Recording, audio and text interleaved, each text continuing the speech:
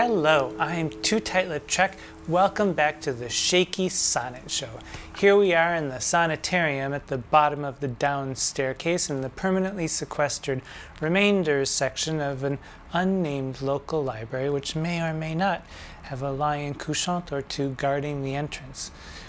And I say permanently sequestered, but last word was 3 to 5 years, so it seems permanent, but we'll call it permanent for now.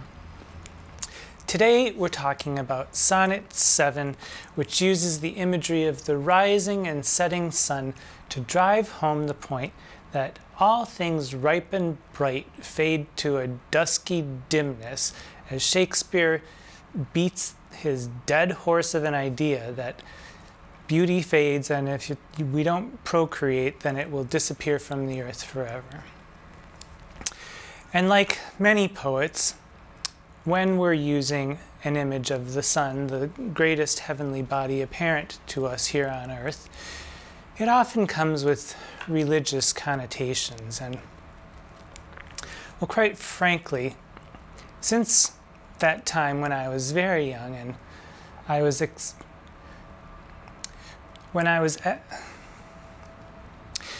when it was agreed that I should leave the convent school at Our Precious Lady of the Glorious Holy Weeping Wound and Mother Mistress Mary Magdalene Munchausen O'Mulligan and I sat down and had our little talk, because I had been caught one too many times having traffic with myself alone. After that time, I haven't been all that Jesus-y, so I had to call in a little reinforcement. I got in touch with my sister, one of my sisters. We have a very large family. Mama and Papa Lautrec really got busy. They went at it as if they were Shakespeareans or something, so we have a very large family. But my sister Mary Rosebud, and I, you may see a family resemblance. I don't see it, but I've been told that there is one. I asked Sister Mary Rosebud to help us out a little bit with the religious imagery in Sonnet 7. Well, turns out it's not really all that complicated. And it's not really all that religious. There's the rising and setting sun, and in the poem, I'll get my notes ready.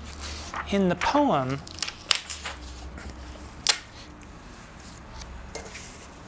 there is no actual mention of the sun, S-U-N, throughout the entire sonnet. It's only the very last word of the sonnet where sun is spoken, and that's S-O-N, which in Judeo-Christian myths can refer to Jesus, the Son of God. So keep that in mind as we're going through. You'll see that it's actually quite a nice sonnet because there's movement, there's travel in this poem. You start at the beginning and you see a travel through the day, and it's like being on a journey. Let's go on that journey together, shall we? Sonnet 7. Lo, in the Orient, when the gracious light lifts up his burning head, each under eye doth homage to his new appearing sight, serving with looks his sacred majesty. And, having climbed the steep up heavenly hill, resembling strong youth in his middle age, yet mortal looks adore his beauty still, attending on his golden pilgrimage. But when, from highmost pitch, with weary car, like feeble age he reeleth from the day, the eyes, fore duteous, now converted are to from his low tract, and look another way. So thou, thyself outgoing in thy noon, unlooked on, diest, unless thou get a sun. So just clearing up some of the somewhat archaic language. Lo is just an expression of hey, kind of like yo. Yo, in the Orient. Obviously the sun rises in the east. The Orient is the eastern sky. The gracious light is the sun. When the gracious light lifts up his burning head, each under eye, meaning all the eyes that are underneath the sun and are looking up, doth homage to his new appearing sight. So the sun rises in the sky. It's newly there. It's fresh and young and bright. And everyone looking underneath it serves the new appearing sun with looks to adore his sacred majesty. Second quatrain. And having climbed, meaning the sun having climbed the steep up heavenly hill, it begins in the east, it rises up in the sky. Climbed the steep up heavenly hill, resembling strong youth in his middle age. And by middle age, they don't mean pre-retirement age as they do today. It's simply the midpoint of life when you're at your greatest vigor and beauty. So, resembling strong youth in his middle age, as in this case, strong youth is middle age. Yet mortal looks, people down on the ground, adore his beauty still, even when it's at its highmost peak, attending on his golden pilgrimage. So we have the sun, it's golden, it's up there, it's beautiful, it's gorgeous, we're all adoring it. But when, from highmost pitch, at its highest point in the sky, with weary car, as if in Greek myths, the sun is being led around on a chariot, and that's the car, with weary car because it's been traveling all day long. Like feeble age, he reeleth from the day. So it's beginning to descend now. It's tired, it's getting dimmer, it's a little worn out. Like feeble age, he reeleth, he kind of spins out of control toward the end of the day. The eyes, which were once looking up at it, the eyes before, which were duteous, now converted are from his low tract and look another way. So it's sort of a convoluted sentence. The eyes that were looking upon the sun are converted from the sun's journey as it goes down and look another way because they're no longer interested in it. And by extension, for example, you, if you're young and beautiful and gorgeous and you think it will last forever, and everybody looks at you when we walk past, you think it's going to last forever. But as you get older and older and older, you'll find this happening more and more often. Or so I hear. I don't know for sure by personal experience, but that's what I hear. So the eyes which were once adoring now look away. And then here's the implication to the recipient of the sonnet. So thou, it's the first time we have a thou. It's all generalized, talking about the sun and the sun's path. And then we turn to the person to whom the sonnet is addressed. So thou, thyself outgoing in thy noon, you're at your peak now, it only goes downhill from here. So thou, thyself outgoing in thy noon, unlooked on, diest, unless thou get a son, unless thou beget a son. In other words, unless you engender a son. So it's the same story, but told in a much more clear, I think clear, and interesting way, because there is an actual journey. We have the sun, we have the metaphor of the sun going up into the sky, it goes on its path, and just like all things, it wanes and dies, and the same thing will happen to you unless you have a son, a child. And again, the word son doesn't come until the very last word, so it kind of, all this perhaps suspense, we know that we're talking about the sun as we're going through because we can tell because of the burning head and the sacred majesty and the golden pilgrimage. All of those things are quite easily pointing to the sun. Now, if you're looking for some more commentary on this poem, you could go to Helen Vendler and her book about Shakespeare's sonnets. But I wouldn't suggest it. Dear Helen Vendler has this idea that she's all put out about the fact that for duteous is a very strange thing to say, and the eyes for duteous now converted are from his Lautrec. She finds for duteous and Lautrec to be not usual words, and in that sense she finds it interesting. And she concocts an entire theory about anagrams, and the word car, tract is among those. Tract, T-R-A-C-T, and the word is car spelled backwards in there, which is actually a bunch of bunkum as far as I'm concerned. What she doesn't seem to take account of is that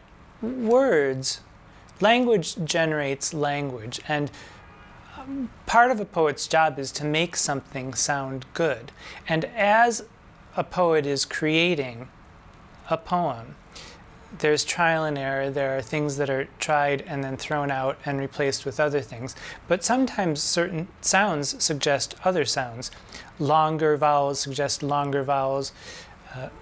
Percussives may suggest percussives later on. And I think that's what's going on. And this is that the for duteous now comes from, yet mortal looks adore his beauty still. Mortal and adore have the sound or in them.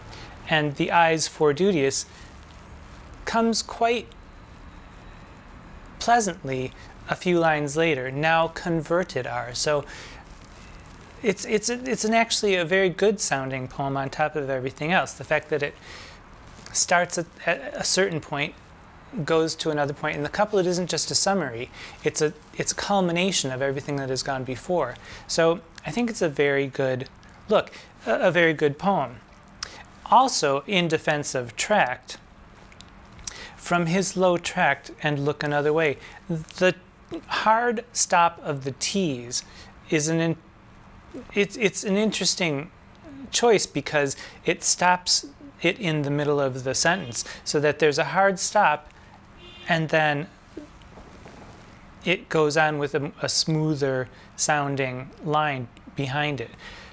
The eyes now converted are from his Lautrec, and it puts a stop on it with that T, and look another way. It creates a completely different moment, not just in what it says, but in the way that it sounds. A similar thing happens in line 5. Having climbed the steep up heavenly hill, that those two P's at the end, you can almost feel the effort because of the percussion of the P's.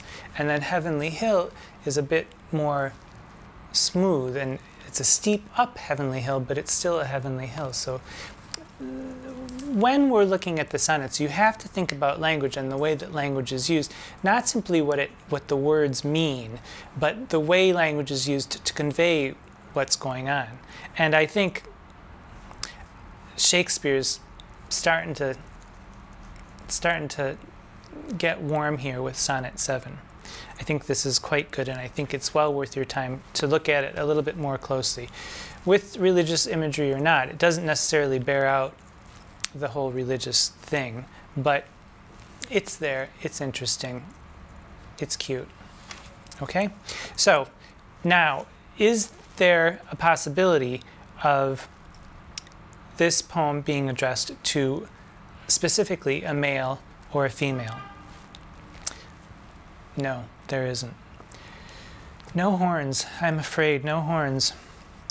As far as the idea that Shakespeare was commissioned to write to a young person, and this was one of the poems urging that person to procreate, how does it fit in there?